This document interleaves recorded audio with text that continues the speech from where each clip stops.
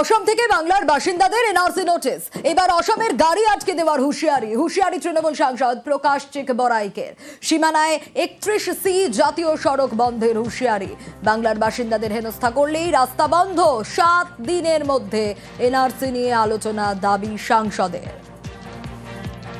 আসাম গভর্নমেন্টকে বলবো, বর্ডারে আছি আমরা, এখান থেকে বেশি দূর না কিন্তু আসাম, পার্লামেন্টে কথা তুলবো। এগেন যদি আসামে বা কোন স্টেটে আমাদের বাঙালির লোকের উপরে যদি কোনো অত্যাচার হয়, তাহলে NH-31 এর রাস্তা পুরো ব্লক করে রাখবো। কোন আসামের গাড়ি কিন্তু ক্রস করতে দিব না। কোন আসামের গাড়ি এখান থেকে ক্রস হবে না যত পর্যন্ত আসাম গভর্নমেন্ট আমাদের সাথে কথা বলবে না। নেক্সট এই সপ্তাহের মধ্যে পার্লামেন্টে ডিসকাশন চাই। সাংসদকে পাল্টা জবাব বিজেপি বিধায়কের। মানুষকে ভয় দেখানোর জন্য এনআরসির জুজু দেখাচ্ছে। মানুষ এদের কাণ্ডকীর্তি বুঝে গেছে। তারা বলছে যে ন্যাশনাল হাইওয়ে অবরোধ করবে। একটা রাজ্যসভার এমপি বলছে ন্যাশনাল হাইওয়ে অবরোধ করবে। সামান্যটুকু যদি সেন্স থাকতো তাহলে এই ধরনের কথা ওনার বলতেন না তিনি। তো যাই হোক, এরপরে অবস্থার অবনতি যদি হয় সেক্ষেত্রে দায় উনাকে নিতে হবে। আর উনি যদি ভাবেন আমরা ভারতীয় জনতা পার্টির চুপ করে বসে থাকবো, তাহলে উনি মূর্খের স্বর্গে বাস করছেন। বাংলায় কথা বললেই বাংলাদেশি তকমা। বাংলার বাইরে বাঙালি পরিযায়ী শ্রমিকদের হেনস্থার প্রতিবাদে ভাষা আন্দোলনের ডাক দিয়েছেন মমতা বন্দ্যোপাধ্যায়। আজ বীরভূম থেকেই শুরু হচ্ছে তৃণমূলের কর্মসূচি। কাল মিছিলে হাঁটবেন তৃণমূল নেত্রী।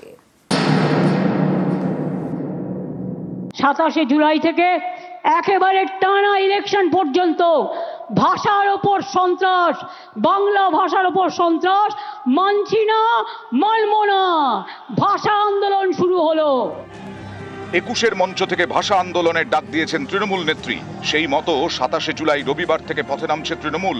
রবীন্দ্রনাথ ঠাকুরের মাটি বীরভূম থেকে শুরু হচ্ছে তৃণমূলের বাংলা ভাষা আন্দোলন কর্মসূচি। রবিবার নানুরে তৃণমূলের সভা, সোমবার বোলপুরে মিছিল করবেন মমতা বন্দ্যোপাধ্যায়। জেলায় জেলায় ভাষা আন্দোলন কর্মসূচি পালন করবে তৃণমূল।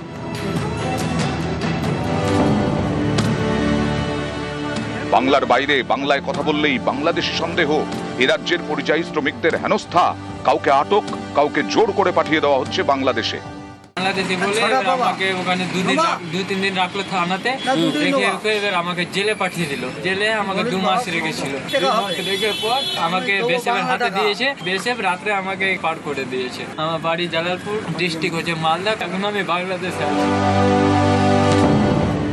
বাংলার বাইরে বাঙালি হেনস্থার প্রতিবাদে ইতিমধ্যেই পথে নেমেছেন মমতা বন্দ্যোপাধ্যায়।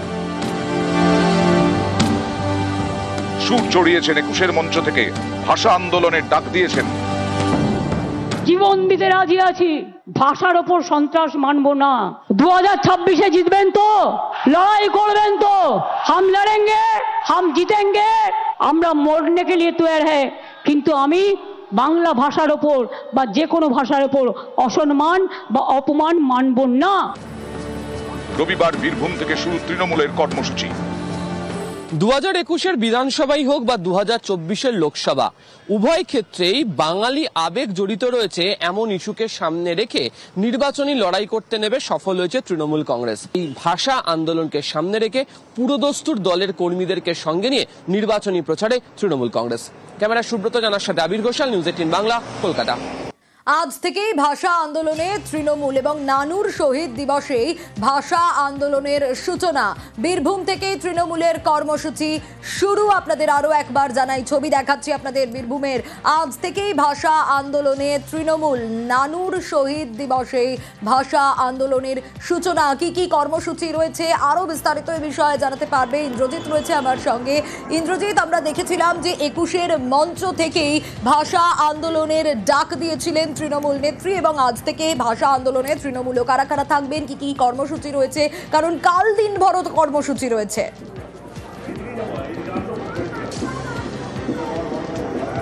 দেখো, একদমই যেটা প্রথমেই বলে রাখবো, আজকে কিন্তু নানুরে তৃণমূল কংগ্রেসের শহীদ স্মরণ রয়েছে, আর সেই মঞ্চ থেকেই কিন্তু ভাষা আন্দোলনের যে রূপরেখা সেটা কিন্তু ঠিক হয়ে যাবে। আর কিভাবে আন্দোলন হবে না হবে সেটা কিন্তু যেমন নানুরের থেকে ঠিক হতে চলেছে, ঠিক তেমনই আজকে কিন্তু সন্ধ্যার মধ্যে বোলপুরে অর্থাৎ শান্তিনিকেতনে এসে পৌঁছাচ্ছেন মমতা বন্দ্যোপাধ্যায়, এবং তিনি কিন্তু কালকে বোলপুরে যে টুরিস্ট লজ মোড় রয়েছে সেই টুরিস্ট লজ মোড় থেকে বোলপুর জামমনি বাস স্ট্যান্ড পর্যন্ত দীর্ঘ 4 কিলোমিটার যে রাস্তা, সেই রাস্তা পদযাত্রা করবেন। আর তার আগেই নানুরে যে শহীদ মঞ্চ তৈরি করা হয়েছে সেখান থেকেই কিন্তু সাধারণ মানুষ থেকে শুরু করে তৃণমূল কর্মী সমর্থক তাদেরকে কিন্তু ভাষা আন্দোলনের জন্য স্থানীয় অর্থাৎ বীরভূম জেলা নেতৃত্ব কিন্তু ডাক দেবে। আর সেই মঞ্চে উপস্থিত থাকবেন কে না, তৃণমূলের রাজ্য নেতৃত্ব যেমন ফিরহাদ হাকিম থাকবেন, তেমনই বীরভূম জেলা তৃণমূল কংগ্রেসের যে কোর কমিটির 9 জন সদস্য রয়েছে সেই 9 জন সদস্যরই কিন্তু থাকার কথা রয়েছে ওই মঞ্চে। আর পাশাপাশি তিনি যেমন রাজনৈতিক প্রোগ্রাম অর্থাৎ মমতা বন্দ্যোপাধ্যায়ের রাজনৈতিক প্রোগ্রামে আসছেন, তেমনই কিন্তু তার প্রশাসনিক কিছু কাজও রয়েছে।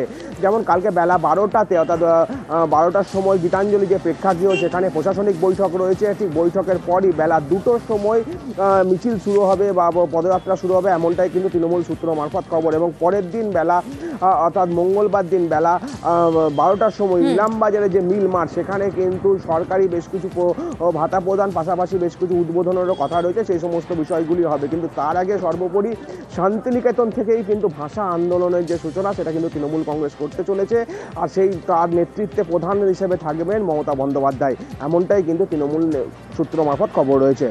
একেবারে মমতা বন্দ্যোপাধ্যায়ের নেতৃত্বে এই ভাষা আন্দোলন, এবং আমাদের নজরও থাকবে অন্যদিকে আন্তর্জাতিক রিপোর্ট, সেখানেও বাঙালি নির্যাতনের উল্লেখ। আর আন্তর্জাতিক রিপোর্টেও বাঙালি নির্যাতনের উল্লেখ রয়েছে। নিউ ইয়র্কের মানবাধিকার সংস্থার রিপোর্ট, সেখানেও বাঙালি নির্যাতন।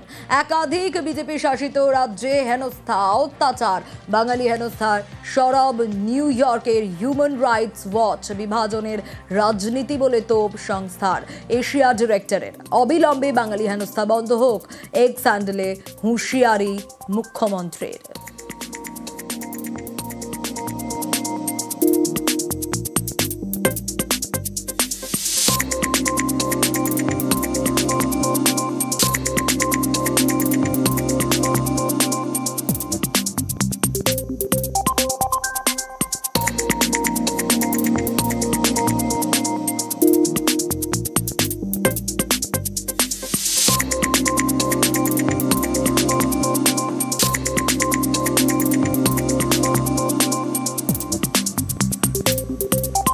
অ্যালেন পার্কের সামনের রাস্তায় ধস, ব্রিটিশ আমলে তৈরি নিকাশি ব্যবস্থার জের। গাছের শিকড়ে ফেটেছে মাটির নিচের অংশ। হঠাৎ ধসে আতঙ্কে নিত্যযাত্রীরা। ব্যারিকেড দিয়ে ঘেরা হয়েছে ঘটনাস্থল। ধস মেরামতি কলকাতা পুরসভার।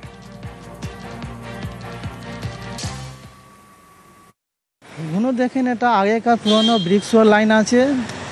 এগুলো আপনার যেহেতু কি দীর্ঘদিন ধরে এটা চলে আসছে, এটা মাঝে সাঝে এটা কোনো সময় এটা হয়। এটা ব্রিক্স লাইনটা হচ্ছে আপনার ড্রেন লাইন সিস্টেমটা, জলটা যাবার জন্য। মাটি আছে, সবই আছে, যেহেতু গাছপালা বর গাছ এগুলো সব আছে, তার শিখরগুলো সব গিয়ে ওখানে ঢুকে গেছে।